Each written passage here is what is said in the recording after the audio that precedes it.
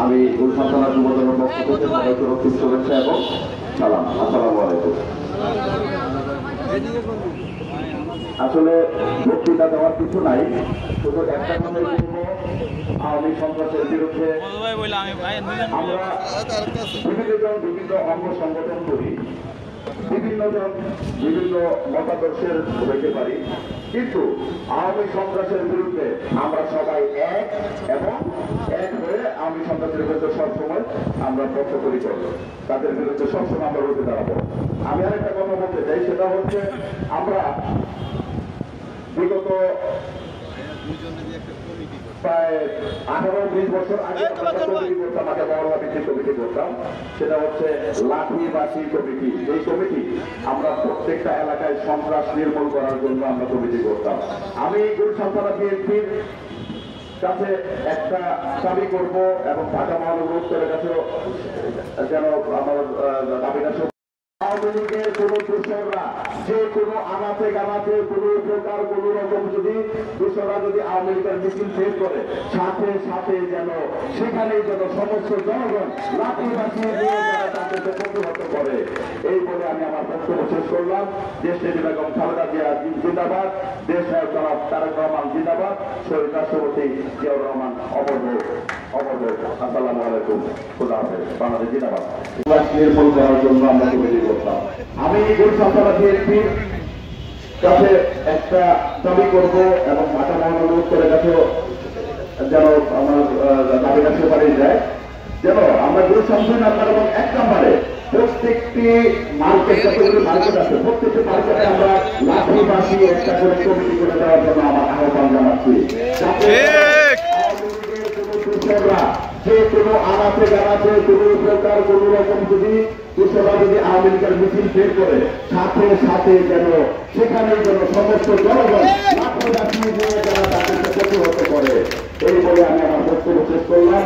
দেশ নেত্রী বেগম খালেদা জিয়া জিন্দাবাদ, দেশ নায়ক জনাব তারেক রহমান জিন্দাবাদ, শহীদ রাষ্ট্রপতি জিয়াউর রহমান অমর হোক, অমর হোক। আসসালামু আলাইকুম, খোদা হাফেজ, বাংলাদেশ জিন্দাবাদ। বিরুদ্ধে প্রতিবাদ সমাবেশ গুলশান থানা বিএনপির অন্তর্গত আয়োজিত আজকে সমাবেশের সম্মানিত সভাপতি জনাব এস এ মামুন ভাই, বিশেষ অতিথি ঢাকা মহানগর উত্তর আহ্বায়ক সদস্য জনাব শফিকুল ইসলাম শাহীন ভাই, আরো উপস্থিত আছেন ঢাকা মহানগর উত্তর আহ্বায়ক সদস্য ফারুক ভুইয়া ভাই, এবং সঞ্চালনায় আছেন আমাদের গুলশান থানা বিএনপির 1 নং প্রধান আহ্বায়ক জনাব সাধারণ কবির ভাই, আরো উপস্থিত আরো সিনিয়র নেতৃবৃন্দ আছেন, এবং গুলশান থানার ছাত্রদল, কৃষক দল, শ্রমিক দল, মহিলা দল এবং গুলশান থানার আমি গুলশান থানার যুবদলের পক্ষ থেকে সবাইকে শুভেচ্ছা এবং সালাম। আসসালামু আলাইকুম। সভাপতি জনাব আমাদের মাঝে উপস্থিত আছেন 19 নম্বর ওয়ার্ড বিএনপির সংগ্রামী ভারপ্রাপ্ত সাধারণ সম্পাদক সাহেব আলী, আমাদের মাঝে উপস্থিত আছেন 18 নম্বর ওয়ার্ড বিএনপির সংগ্রামী সাধারণ সম্পাদক সাবেক যুবনেতা জনাব ওয়াসিম আকরাম, আমাদের মাঝে উপস্থিত আছেন গুলশান থানা যুবদলের সংগ্রামী যুগ্ম আহ্বায়ক জনাব জাকির, আমাদের মাঝে উপস্থিত আছেন গুলশান থানা বিএনপির অন্যতম সদস্য জনাব জাকির হাওলাদার, যুগ্ম আহ্বায়ক প্রান্ত,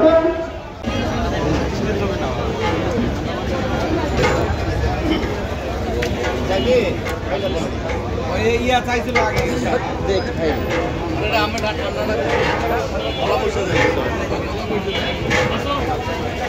ঠান্ডা যে গলা বসবে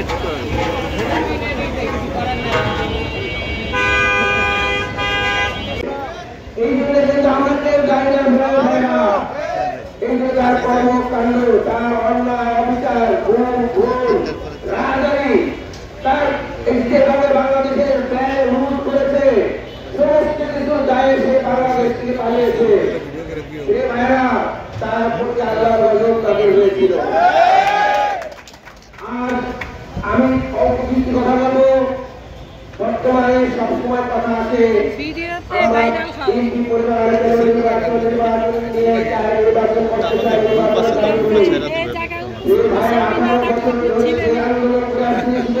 আপনাদের সহযোগিতা আমার চৈত্রে বড় ভাই শাহজাহান নবীর মন্ত্র এখানে আরো উপস্থিত আছে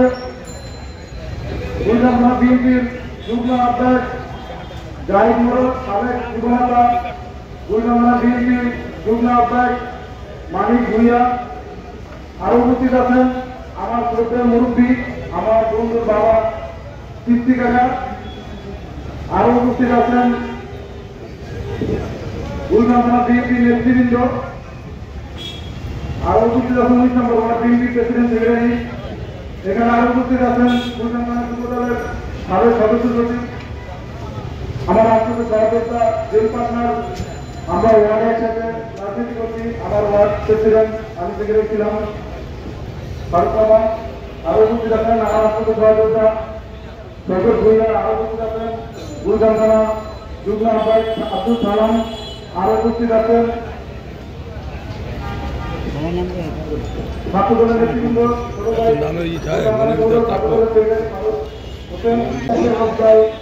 শ্রমিক দল কৃষক দল মৎস্যজীবী দল সহ মহিলা নেতৃবৃন্দকে বিএনপির পক্ষ থেকে শুভেচ্ছা অভিনন্দন।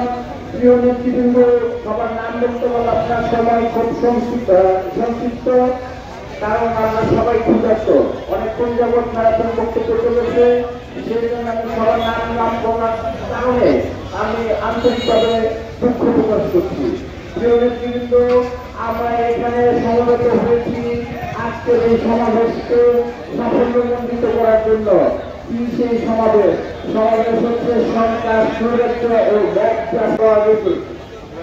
আজকে এই প্রতিবাদ সভা থেকে আমি এটা বলতে চাই আজকের যে এই প্রতিবাদ সভা হলো কালকে যে আমাদের এই রাস্তাগুলিতে যারা অবৈধভাবে দখলদার ছিল সেটা কিন্তু করেছিল সিটি কর্পোরেশন আমরা কিন্তু করিনি। সিটি কর্পোরেশন একটা সরকারি সংস্থা এই সংস্থা যেহেতু উচ্ছেদ করেছে এই উচ্ছেদের তো সাথে কিন্তু ম্যাজিস্ট্রেট থাকে পুলিশ থাকে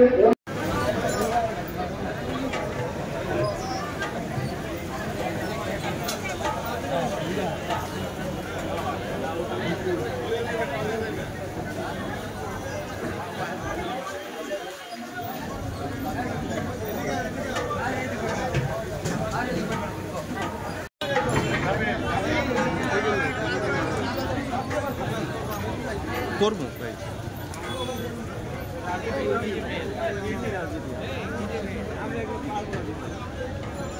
ভাই আপনার ওইখানে যা বসেন চেয়ারটা চেয়ারে যাবো আচ্ছা ভিডিও করতেছ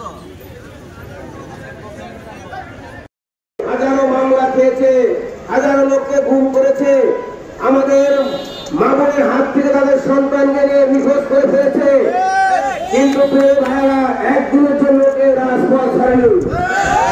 আমাদের প্রিয় তারেক রহমানের নির্দেশে আমরা সুন্দরভাবে সুশৃঙ্খলভাবে রাজপথে থেকে স্বৈরাচার শাসক শেখ হাসিনাকে বিতাড়িত করতে পেরেছি। আর শেখ হাসিনা বিতাড়িত করে নাই, সে পালিয়েছে তার গুন্ডা বাহিনী তার মন্ত্রী বাহিনী তার ওয়ার্ড কমিশনার হ্যান্ডেল বাহিনীদের সঙ্গে প্রত্যেকটি লোক রাতের অন্ধকারে দিনে দুপুরে পালিয়েছে। এই জন্য কিন্তু আমরা কেউ দায়ী না ভাইরা, এই জন্য তার কর্মকাণ্ড তার অন্যায় অবিচার গুম খুন রাহাজারি তার যেভাবে বাংলাদেশের ব্যাংক লুট করেছে সমস্ত কিছুর দায়ে সে বাংলাদেশ থেকে পালিয়েছে। প্রিয় ভাইরা তার প্রতি আল্লাহর গজব নাযিল হয়েছিল। আর আমি অপকৃতি কথা বলবো, বর্তমানে সবসময় কথা আসে আমরা বিএনপি পরিবার কেন নির্বাচন নিয়ে চাই নির্বাচন করতে চাই নির্বাচনের দাবি তুলি। প্রিয় ভাইয়ের 18 বছর ধরে যে আন্দোলন করে আসছে একটি নির্বাচনের জন্য একটি সুস্থ নির্বাচনের জন্য যে গণতন্ত্র ভোট অধিকারের জন্য মানুষ 18 বছর ভোট দিতে পারেনি। বর্তমান সরকার প্রধান ডক্টর মোহাম্মদ ইউনূস সাহেবকে আমি আকুল আবেদন করতেছি, আপনারা জানেন সবচেয়ে বড় গণতন্ত্রের চাবি রয়েছে একটি ভোটের অধিকার। মানুষ 18 বছর তার ভোট দিতে পারেনি, এর চেয়ে বড় কোন সংস্কার নাই। সংস্কার বলতে একটি